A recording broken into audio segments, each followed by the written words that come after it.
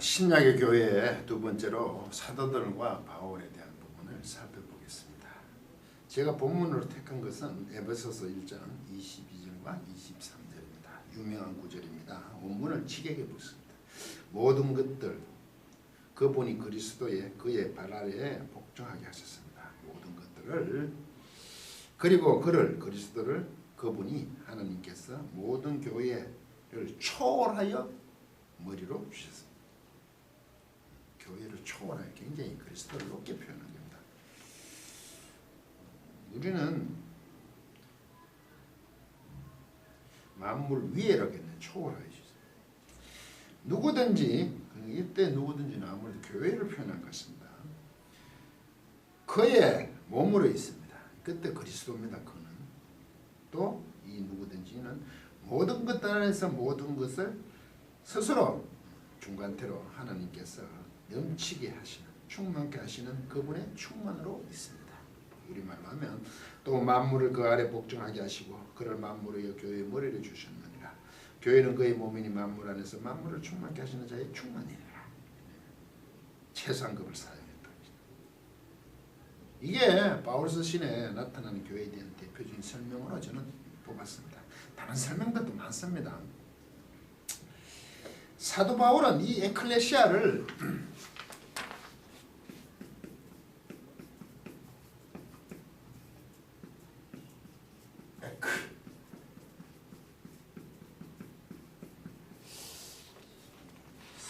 어떻게 하나님께서 간섭하시는지를 충만으로 설명하고 있습니다.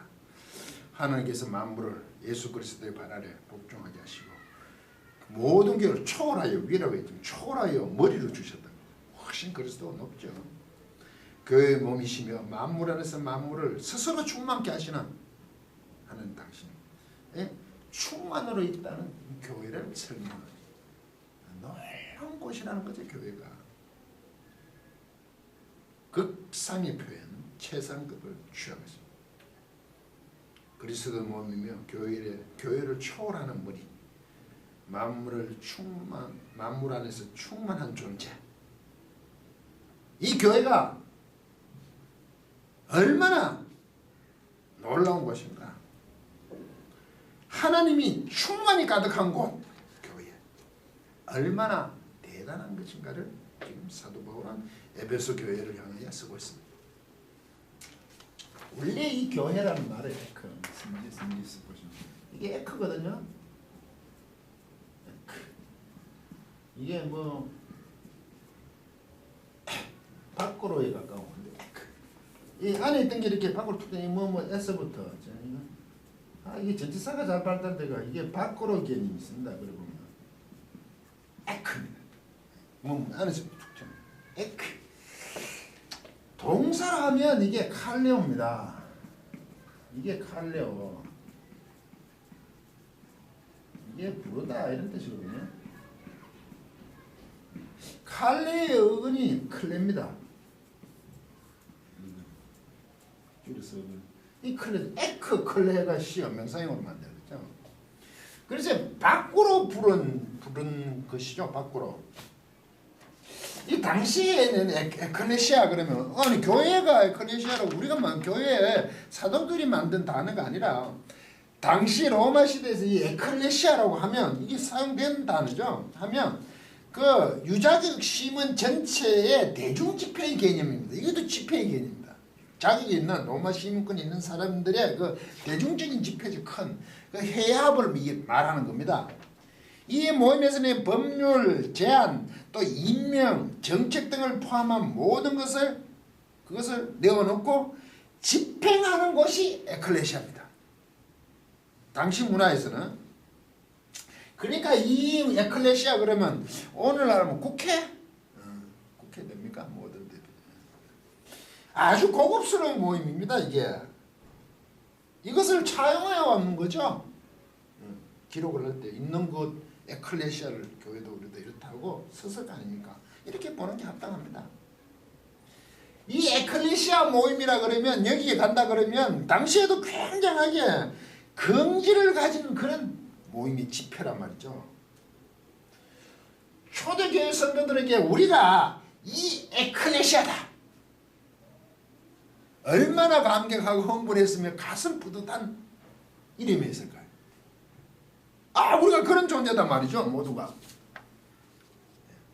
참 멋있는 표현을 사도들이 기록한 것 같습니다. 우린 그런 존재들이다 이거죠. 그리고 이제 사도행전에서 보시면 에클레시아라고 이렇게 정의를 했는데요. 사도들과 성도들의 함께 섬기는 자들이죠. 그 활동으로 교회가 나타납니다. 그리고 당시에는 지역적인 에클레시아죠. 지역 전체가 하나로 있죠. 복음이 선포되고 전파되니까. 그러니까 그 지역 전체를 포함하죠. 에베소 하면 에베소 전 지역이잖아요. 고린도 하면 고린도 전 지역이잖아요. 맞죠? 빌립보 하면 빌립보 전 지역이잖아요. 오늘날로 말하면 잘 모르겠습니다. 노예? 경기 지역, 서울 지역, 경북 지역, 충청 지역, 전라북도, 부산 이렇게 나눠왔잖아요. 큰 총회가 있으면 교단이 있으면 이래 노예로 나눠서 늘 노예로 모여서 상의를 하죠. 목사님들. 예? 성도님들하고는 별 관련이 없습니다. 그러니까 넓은 의미의 사용했으면 당시에는 복음 전파되니까. 사도행전 8장 1절에 보시면 사울이 그의 죽임당함을 마땅히 여기더라. 그날에 예루살렘에 있는 교회, 예루살렘에 있는 교회니까 예루살렘 교회를 그죠. 큰 핍박이 나서 사도회는 다 유대와 사마리아 모든 땅을 흩어지나 예루살렘에 있는 큰 모임들이 믿음의 공동체들이 흩어지더라. 사도행전 9장 31절에 그리하여 온 유대와 갈릴리와 사마리아 교회가 지역적으로 얘기하죠.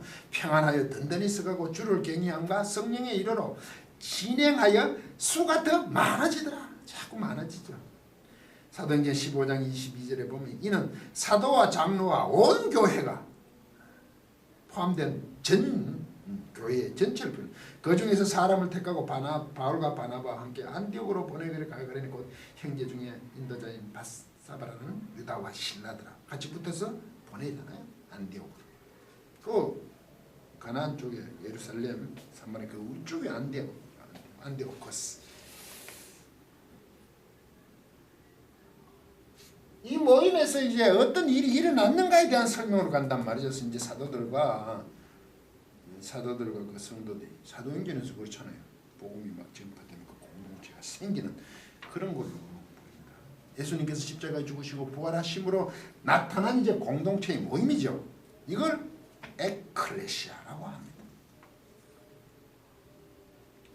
이제 이렇게 복음이 막 전파되고 나면 사도 바울에 와서는 이 에클레시아에 대한 본질을 설명한 사도 바울 편지에서 그래요. 이 에클레시아가 뭐냐? 아까 본문했죠? 충만, 하나님이 충만이다. 선교지에서 이제 성도들에게 너희들은 어떤 존재인가? 활동을 자꾸 표현한다 이 말이죠. 내 자존감이 무엇인가? 이죠. 그 주인은 누구신가? 등등 바로잡아야 할 필요가 있으니까 사도 바울의 편지를 계속 쓰는 거죠. 1차, 2차, 3차 전도여행까지 하면서 끊임없이 바로잡아 가죠. 이것은 성도들이 많아지면서 대표적으로 고린도 교회처럼 막 분파의 문제를 일으키죠. 아울러 복음에 대한 왜곡이 생기죠. 아주 심각하여 분열의 상태까지 보입니다. 교회에 거짓이 들어온 거죠. 참인 교회에 거짓이 들어왔다는 겁니다. 진리를 손상하기 시작했어요. 분당이 일어나지. 아볼로파, 바울파.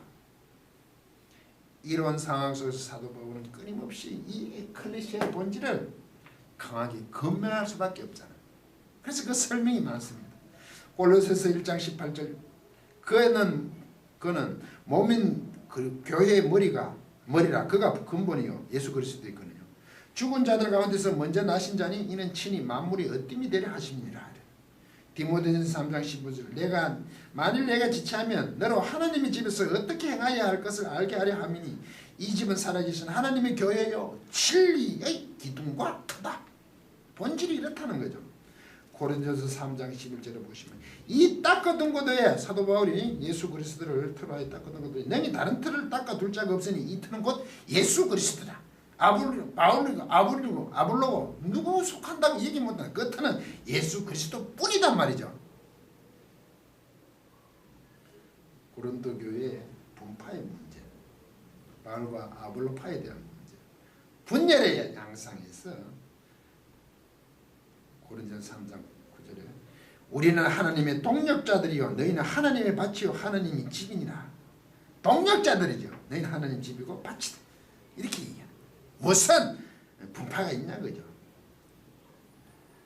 그래서 사도 바울은 각 교회에게 교회의 본질에 대한 이야기를 끊임없이 하고 있습니다. 주는 그리스도시요 살아계신 하나님의 아들이라는 그 고백을 늘 할 수밖에 없는 그 존재 속에 그것은 곧 교회는 그리스도의 머리가 근본이며 만물의 어뜸이냐 그죠. 그것을 만물을 당신 스스로 위해서 충만케 하시는 이 하나님의 충만인 것이 에클레시아니까. 그리고 그리스도도 만물의 또 어뜸이시고 그 어터는 예수 그리스도시며 하나님의 교회요 진리의 기둥과 터라 이거죠. 이 말은 어떻게 인간적인 것들이 거짓이 들어와서 그것을 흩트릴 수 있느냐? 그럴 수는 없다는 거죠. 전도를 위해 3차까지 여행하면서 어려운 내용을 걷는 것을 사도 바울은 보고 있습니다. 오늘날 우리 교회에서도 많은 모습을 볼 수 있죠. 참 쉽지 않습니다. 이렇게 하나님의 충만으로 가득 차고 그리스도를 머리로 하는 그 초월적인 그런 충만으로 가득 찬 교회인데 불구하고 이 거짓이 들어와서 혼란스럽게 한다는 거죠. 끊임없이 우리가 교회에서 고백하는 그 성도로서 하나님으로부터 요구받은 게 있죠. 거룩하라는 겁니다. 거룩함으로 성숙하지 못하는 모습들이 자꾸 나타난단 말이죠. 그렇게 대단한 교회인데도 불구하고 그냥 한꺼번에 거룩 이렇게 하시지 않는다는 거죠. 그렇게 자라나야 된다는 겁니다. 그렇게 성숙돼야 된다는 거죠. 성경은 끊임없이 그 얘기를 하고 있단 말이죠. 교회가 성도의 성숙에 있어서 자라남에 있어서 얼마나 집중적이어야 하는 것을 보여주는 겁니다. 단순히 예배 드리는 것으로 사람은 변하지 않습니다. 학교 가서 선생님 훈시만 듣고 훌륭한 사람이 될 수 있습니까? 물론 아주 중요한 겁니다.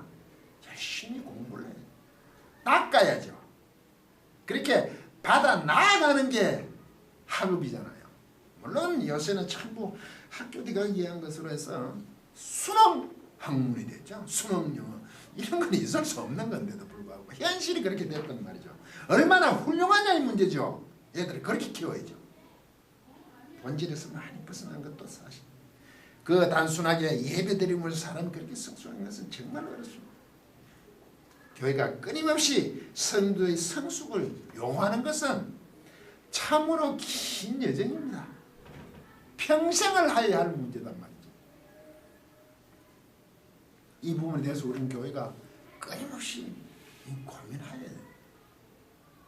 세워진 교회에서 사도 바울이 정말 불철주야 편지를 쓰면서 늘 그렇게 가르치는 교회의 본질 주는 그리스도요 살아계신 하나님의 아들 하나님의 그 충만함이 있는 그 교회 그리스도를 머리로 하는 그 몸 얼마나 대단한 것인가 그것을 우리는 끊임없이 그것으로 양육을 받아야 되는 거죠. 그 수준으로 자라나야 되는 문제로 있잖아요. 이게 교회가 해야 될 일로 요구를 받고 있습니다. 그것은 곧 내가 거룩하니 너희도 거룩하라는 그 거룩함으로 가는 거예요. 세상과 구별됨으로 가는 거죠. 많이 고민해 봐야 될 숙제들입니다. 끝까지 경청해 주셔서 고맙습니다.